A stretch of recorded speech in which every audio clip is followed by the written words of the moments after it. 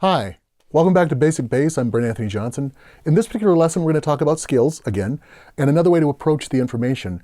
We've talked about playing across the fingerboard. We've talked about using information to keep you within the context of the fingering of the scale. And today, I would like to talk about playing a scale, ascending a string. And there's a reason to do that. We're going to use our old friend C again, and the notes are C, D, E, F, G, A, B, and octave C. And if you were to approach the C from the 3rd fret of the A string, it looks like this. And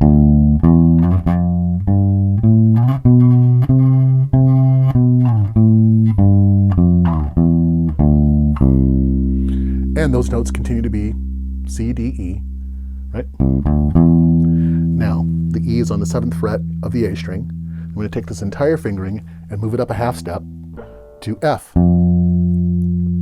G, A, B, C. And the reason I would ever employ this information is because with arpeggios and things that we begin talking about, you can play them across the fingerboard and not have to worry about ascending to the next string and leaving yourself with limited information to play with. So when you're playing the arpeggios, of course, the first arpeggio in the C major scale is C, E, G, B. Now you can play the 9th, which is a D, but the arpeggio is, that's a good way to start. So the Dorian arpeggio would be played from the middle finger on the 5th fret of the A string, is D, F, A, C. The next arpeggio, played from the 7th fret of the A string with your pinky, is E, G, B, D. Again, you advance this fingering up a half step to begin again on your index finger on the 8th fret of the A string. And that arpeggio looks like this. And that's a F arpeggio, which is your Lydian arpeggio, which is F, A, C, E. Then you have your Mixolydian arpeggio, which is G, B, D, F. Then you have A, C, E, G, which is your Aeolian arpeggio, played with your pinky on the 12th fret of the A string, which is the octave. The 12th fret of all the strings is the octave of the string itself. So you have A, and you have A. That's A, C, E, G. The Locrian arpeggio is B, D, F, A. And then finally you have your octave. And that is how the reason I would use playing a scale ascending a single string. It's a great practice to get into. You can start from any note and play ascending the fingerboard on one string, just to have that information at your fingertips, no pun intended, but also leaving yourself available to play the arpeggios as they occur in the diatonic major modal scales. So you can play the scales as well as the arpeggios, but arpeggios, remember, are just all of the notes included, by and large, to a certain degree, that make that chord happen. Now, as bass players, typically I don't play fifths and things of that nature in the scales. Sometimes I do, in the chords, rather. Sometimes I do. But the difference between playing, let's say, a basic C chord with no real coloration, you have a root, a fifth, and an octave. On occasion, I might want a 3rd and maybe a major 7, which would sound like this, which is a really pretty sound. And getting that information together happens with the arpeggios. So that's why I employ those. And I have strings to play across as opposed to playing a scale. That was a number 1 fingering we've mentioned before. And here's a number 2.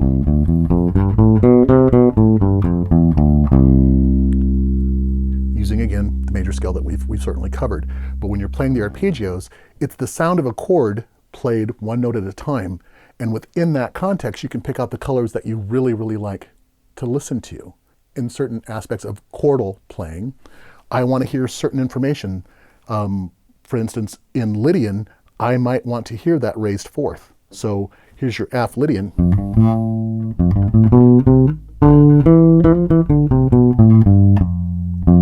So as a chord, I may want to hear that information. I may want to hear. And so when it comes to picking the colors that you want to reach into, this is a great way to get started on that as an exercise. Again, practicing. So as you ascend the fingerboard, there's a couple different ways to do that as well. You can simply ascend from each root note to its coloration.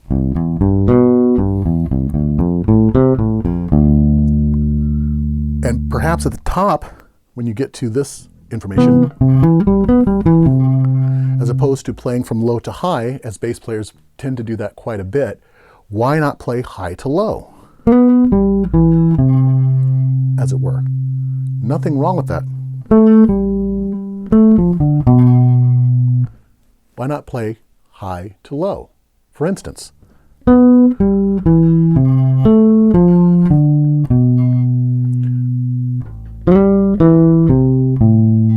that sort of information, right? Because it's really quite nice to hear bass players not use so much root-oriented information, but play more color tones. Oops.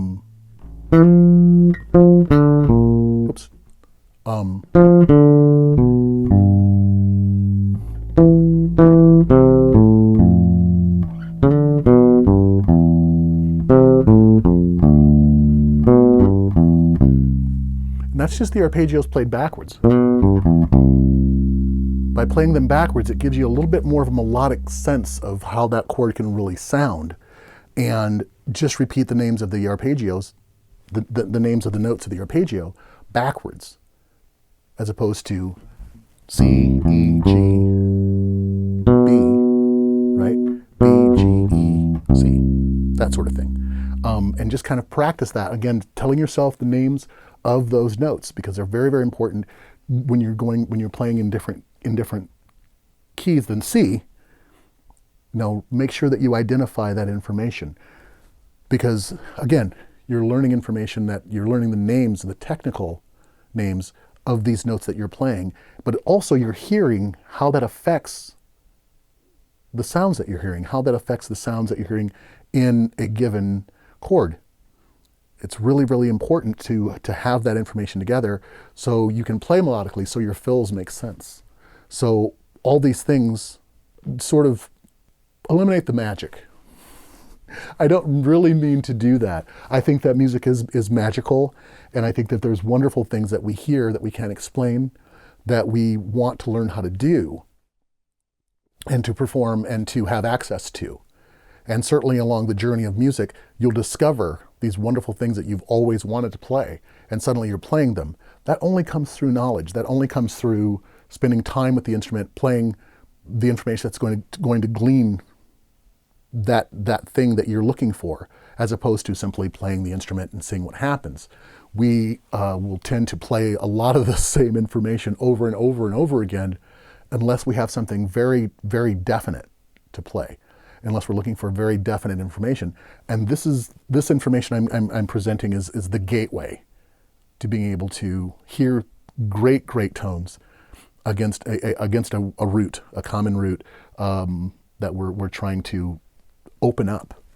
I've looked at the keys of music like very much like having a neighborhood of 12 different houses and a key ring, and all of them are different keys to get into the different houses. You can't use this key to get into that house. You have to have that specific key to break into that information. And though they are structured the same way, it takes a little bit of a turn when you're trying to access that information, if that makes sense to you at all. So the concept here is to utilize the arpeggios of each root note in a diatonic context. So you can hear the difference between the major and minor intervals that make this key. It's not just simply a note, it's an entire world that can be opened up using these 7 modal scales. And you can take notice of things like this. C major. It has a major third. It has a major sixth. It has a major seven. So,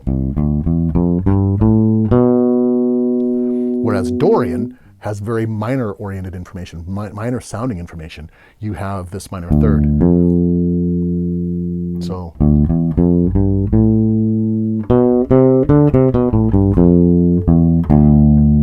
that sounds very different than this. But it's also good to have a drone note as you're playing against a drone note. When you're practicing this information, you can go out online, as I've said before, to YouTube and simply access a C major chord that drones for 3 to 10 minutes. Nothing wrong with that. But as you hear that drone chord, play Dorian against it.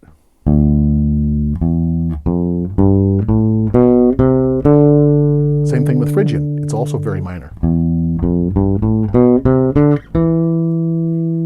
That sort of information, you know, saying, so play the Arpeggios against a C major chord of, that was Phrygian, Dorian, right? And then hear how it is very, very, it harmonizes very well when you get to the F Lydian, albeit you've got this raised fourth.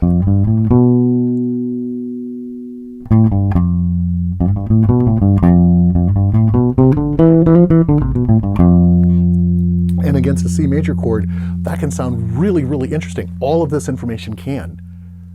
But once you get the fingerings together, it really is about exploring the context and really exploring how your ears, or what your ears hear, how your ears react to certain things. As I've said before, when you get to Locrian, which is the 7th modal scale, which sounds like this. In C major, you got a B Locrian, and that arpeggio.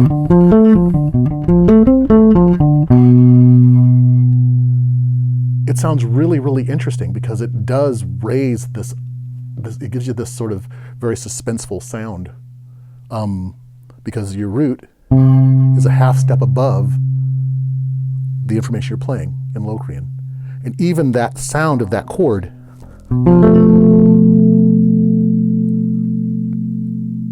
resolves nicely to a C major 7 sound.